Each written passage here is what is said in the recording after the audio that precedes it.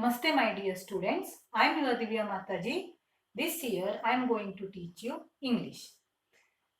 In our first video lesson, let us try to understand a beautiful rhetorical concept, that is figure of speech or figures of speech. In your previous classes, you have learned the 4 important figures of speech. If I am not wrong, you have already learned what is simile, metaphor, personification and alliteration.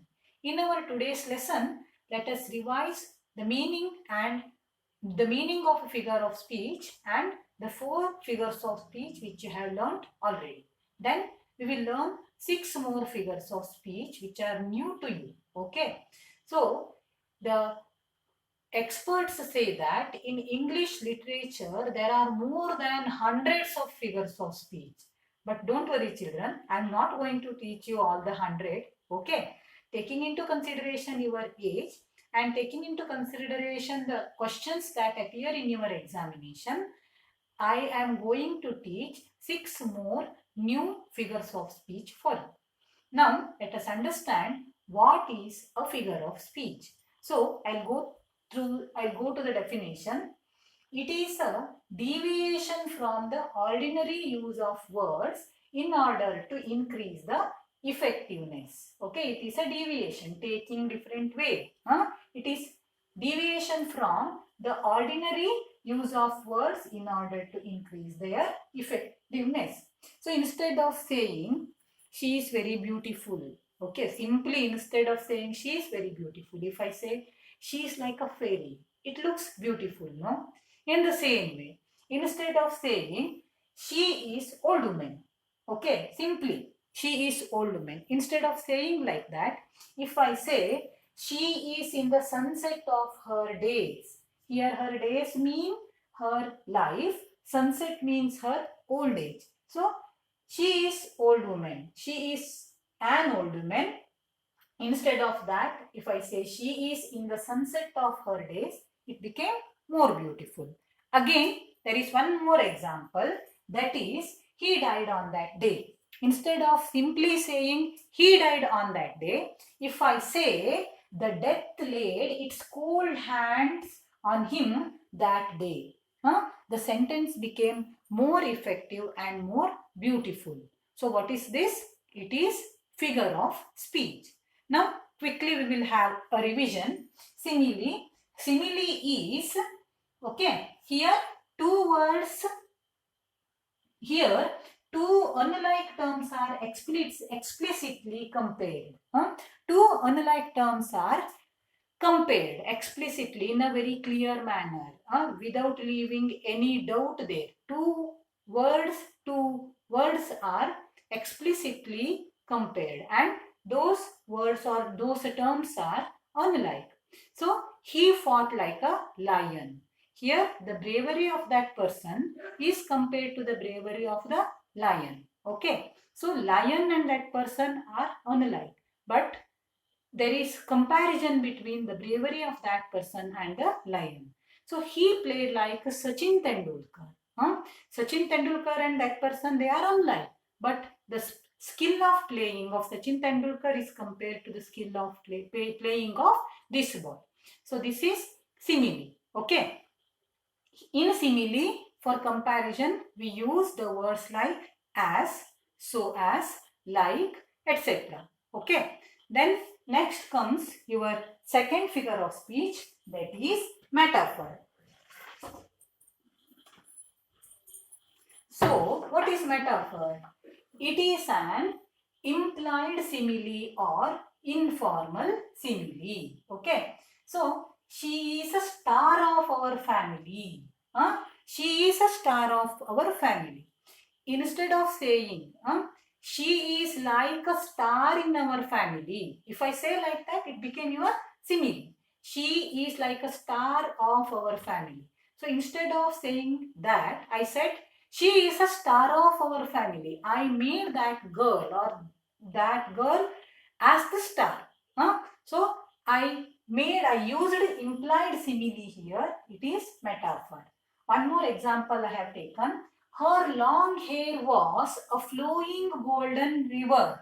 Her long hair is directly compared to a flowing golden river. Her hair itself is called a flowing golden river. Again, it is informal or implied simile. This is called metaphor. Then comes the next one, that is personification. What is personification? It is an attribution of a personal nature, intelligence or character to an inanimate object or an abstract notion. Okay, can you see? It is an attribution of a personal nature, character or intelligence to whom?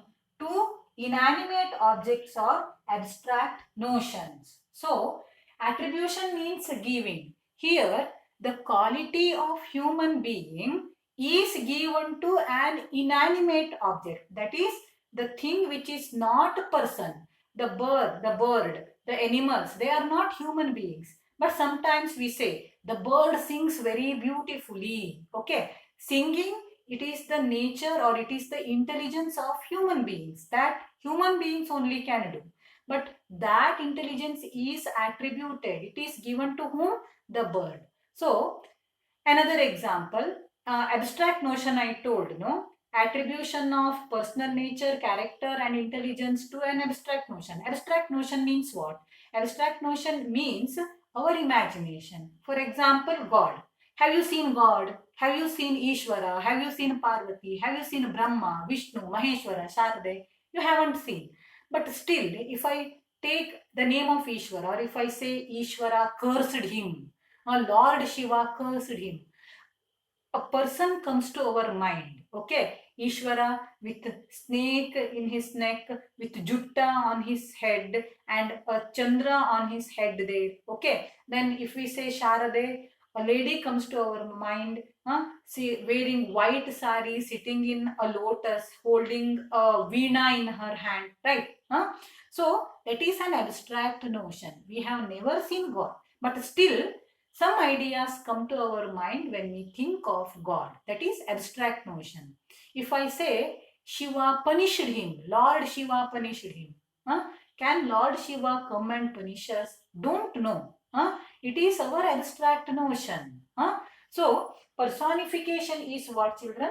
Giving personal nature, intelligence or character to inanimate objects. Here inanimate objects mean the things which are not human beings, or abstract notions means things which we imagine. Okay, we have not seen them, yet we imagine.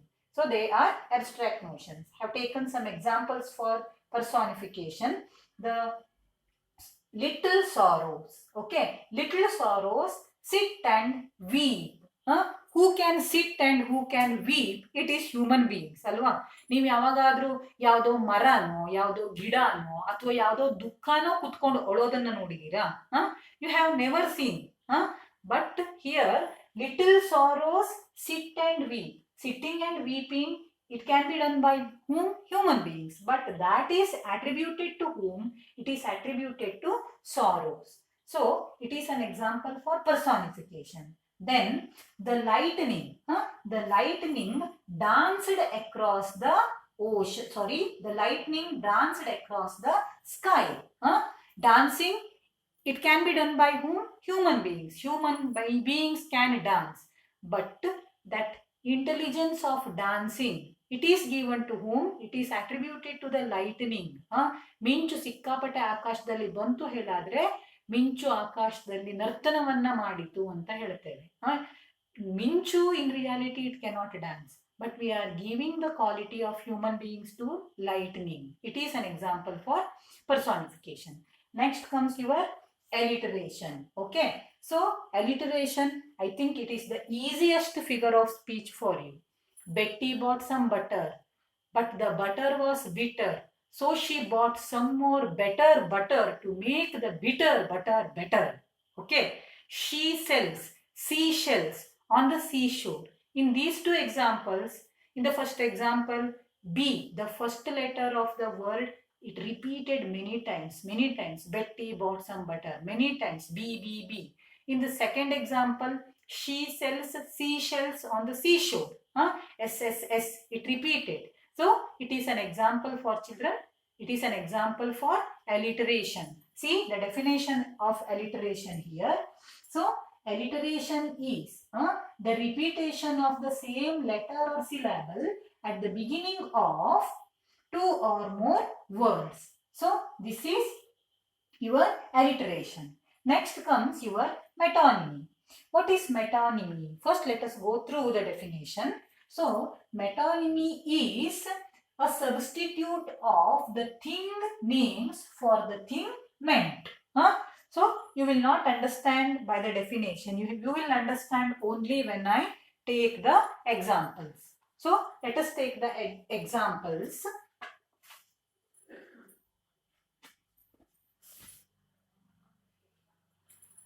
Yes. Here I have the examples for metonymy. So I'll go for the second example first. From the cradle to the grave. So here from the cradle to the grave means from the birth to the death. So in the place of birth I have used cradle. Cradle is tottilu. It is a substitute for the word birth. And here grave is samadhi. For the word death I have used grave. From the cradle to the grave, from birth to death, substitutions are cradle and grave. It is an example for metonymy. Okay. Then I have never read Milton. So Milton is a great English lyricist. Okay. So I have never read Milton. Milton ಓದಲಿಲ್ಲ ಅಂತ ಅಂದ್ರೆ ಅರ್ಥ I have never read the literary works of John Milton. Okay. This is an example for metonymy. And the first one, very popular proverb, it is, the pen is mightier than the sword. Here, pen is used for knowledge and sword is used for your bloodshed or rakta. Okay. So, rakta ಸುರಿಸೋದ್ರಕ್ಕಿಂತ ರಕ್ತ ಹರಿಸೋದ್ರಕ್ಕಿಂತ ಜನರಲ್ಲಿ knowledge ಅನ್ನ ಬೆಳೆಸಿ, okay, ಅವರಿಗೆ ಜ್ಞಾನೋದಯವನ್ನ ಉಂಟು ಮಾಡಿ ಅವರಲ್ಲಿ ತಿಳುವಳಿಕೆಯನ್ನ ಬೆಳೆಸಿ ಬದಲಾವಣೆ ತರೋದು ಬೆಟರ್ ಅಂತ. ಇದನ್ನ ಎಲ್ಲರೂ ಎಗ್ರಿ ಮಾಡ್ತಾರೆ, ರೈಟ್? ಆಲ್ವೇಸ್ ಯುದ್ಧ is not good, always peace, always knowledge are going in the way of knowledge and getting the problem solved, that is always better. It is a famous proverb. Here pen is a substitute for knowledge, sword is a substitute for your yuddha. Okay, so these are three examples for metonymy. Here metonymy is a substitute of thing names for the things meant. Then next comes your apostrophe, which is a very beautiful figure of speech. So let us understand what is apostrophe. So apostrophe is a direct address to some inanimate thing or some abstract idea as if they are living, or to some absent person as if he or she is present. Okay. So again here in this figure of speech, when wonderful figure of speech it is, children. Here the speaker, that is your writer or poet, is speaking to an inanimate object, the object which is not a human being. Oh mobile, why are you doing like this? Why are you hanging up? I am speaking to the mobile here. Is mobile a person? Can it understand my words? No, never. But still I am directly addressing the mobile. I am speaking to an inanimate subject or inanimate object. It is an example for metaphor. Which one? Oh mobile, why are you hanging up like this? Then next one. Suppose that my grandfather wanted me to do something in my life. He wanted me to achieve something in my life. Now I have achieved it, but my grandfather is not alive at this time. Now I remember my grandfather and I say, Grandpa, you would have been here with me at this moment. I miss you so much. So now here I am speaking. I am the speaker here, no? I am speaking to my grandfather who is not alive, who is dead. So this is an example for what, children? It is an example for apostrophe. Then third one is, here the speaker will be speaking to an abstract idea. I have told you what is an abstract notion or idea. Lord Shiva, he is our imagination. In reality, we have not seen him. But still, Lord Shiva, why you are punishing me like this? Why am I going through all these difficulties? Can't you see my difficulties? See, here I am speaking to whom? I am speaking to an abstract idea, that is Lord Shiva. So, it is an example for apostrophe. Then fourth thing is, in some cases, the speaker will be speaking to a person who is not present there at that time. He is not dead. He is alive, but he is absent in that place where the speaker is speaking. Let us suppose, okay, there was a boy in your class previous year. He was there in your volleyball team, and he was a wonderful player, and in all the situations he wanted your volleyball team to win the game in taluk level final match. Okay, now for some reasons his parents got transferred to other place and he had to leave the school. Now this year, in his absence, you won that taluk level volleyball match. Then you remember him and say, my dear friend, you would have been here today. Okay, so here you are speaking to your friend. Is he present now? No, he is there. He is alive and he is studying in some other school. But still, you are speaking to here. You are speaking to him, who is not present. So this is called, children, apostrophe. Here I have taken two examples for you. That is, then comes sweet death, rid me of this grief. Sweet death. I am talking to death, which is an inanimate object. So ಮನುಷ್ಯ ಅಲ್ಲದೆ ಇರುವಂತಹ death ಹತ್ರ ನಾನು ಮಾತಾಡ್ತಾ ಇದ್ದೇನೆ. ಬಾ, ನಾನು ಕರ್ಕೊಂಡು ಹೋಗು ನೀನು, ನನಗೆ ದುಃಖವನ್ನ ತಡ್ಕೊಳ್ಳಿಕ್ಕೆ ಸಾಧ್ಯ ಆಗ್ತಾ ಇಲ್ಲ. Then come sweet death. I am speaking to the death. Rid me of this grew.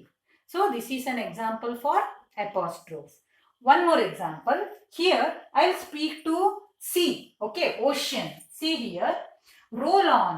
Though means you. It is old English, children. Though means you. Roll on though deep and dark blue ocean. Okay, I am speaking to the ocean here. It is an example for what, children? Apostrophe. Twinkle, twinkle, little star, how I wonder what you are.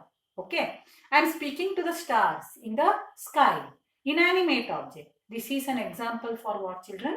Apostrophe. Did you understand what is apostrophe? Yes. Then let us go for the next one, that is your synecdoche. What is synecdoche? Okay, synecdoche is a figure of speech where a part, so let us go through. Here a part is used to represent a whole, or a whole is used to represent a part. Example is, India won the World Cup. Okay, so when the cricket team of India wins the World Cup, we say that our newspapers print, India won the World Cup. India won the World Cup of 2020. So here the whole India is representing a part, that is Indian cricket team. Whole is used to represent a part. Next, sometimes a part is used to represent a whole. For that also I have an example for you, children.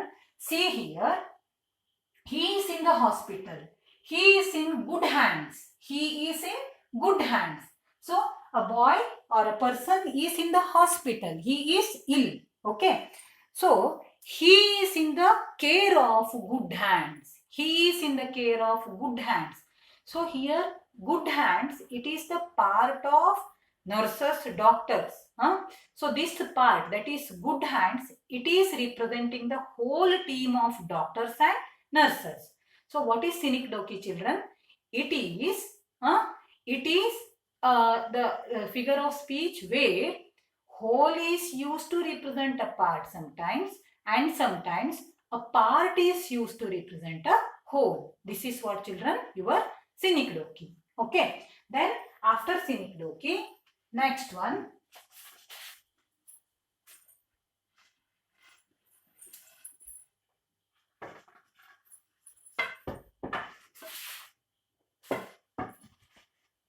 Yes. Wait a minute. Yes. Okay. Next one is oxymoron. Okay. Which is the next figure of speech? It is oxymoron. Let us see what is oxymoron. So here, two opposite ideas are joined to create an effect. Two opposite ideas. See, open secret. So secret is something which nobody knows. But open secret is a thing which everybody knows. Okay. Then liquid gas. Your LPG, liquid gas. Liquid gas. Both are opposite words. Then act naturally. See, acting is something which is not at all natural. So your Yash or your Darshan or your Sushant Singh Rajput, they act naturally, acting naturally, two opposite words. Then original copy. See here, copy is something which is not at all original. Original copy is an example for oxymoron. Then painful pleasure. Pleasure means happiness. It cannot be painful. But still, you can take an example here. Amma goes through painful pleasure while giving birth to her baby. Amma will be eagerly waiting. Okay.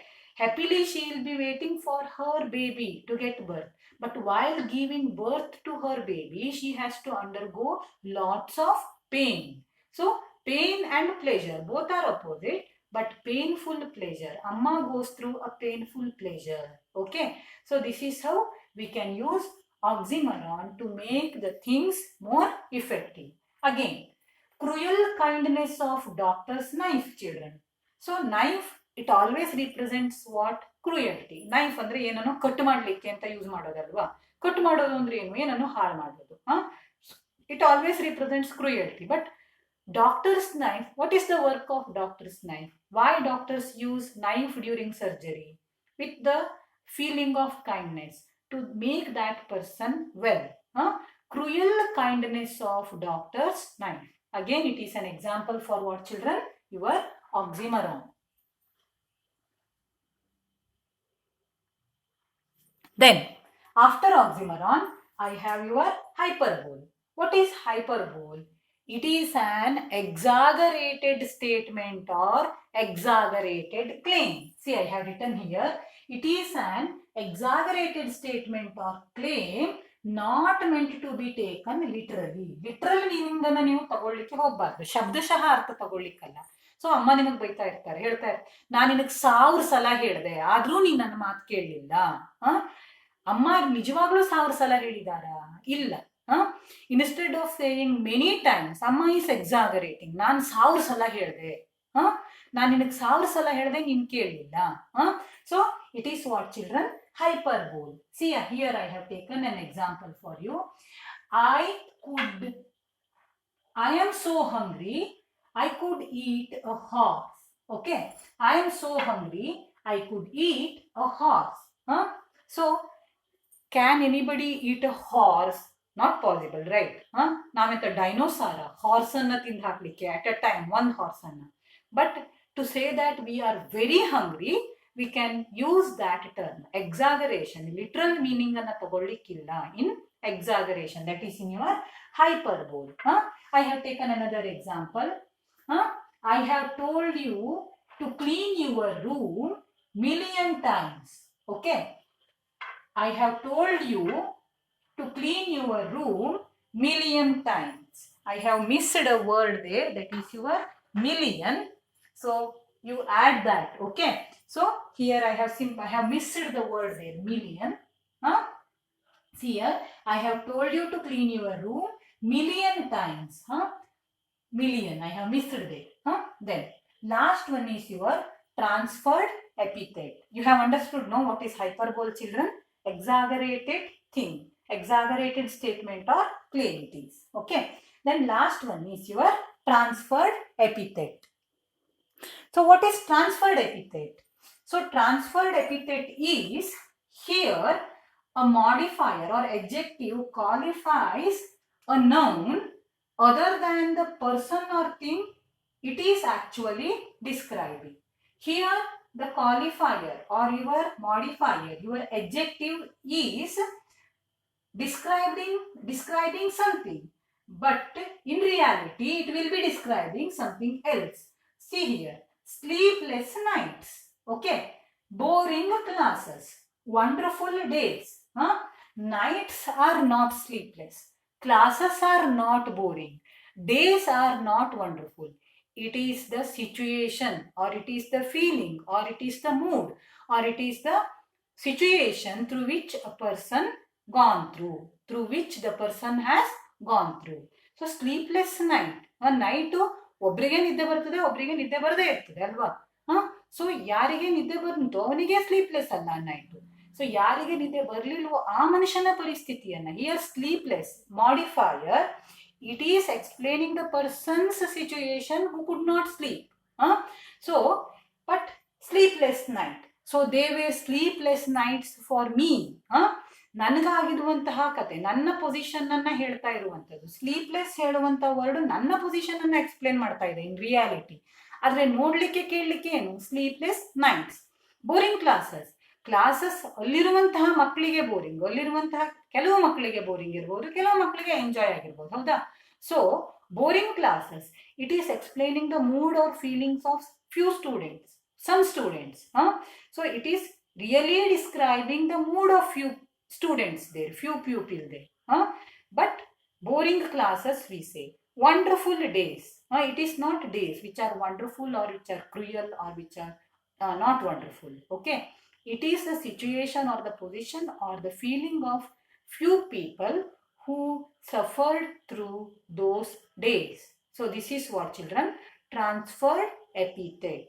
It is describing something else, but in reality it is describing something else.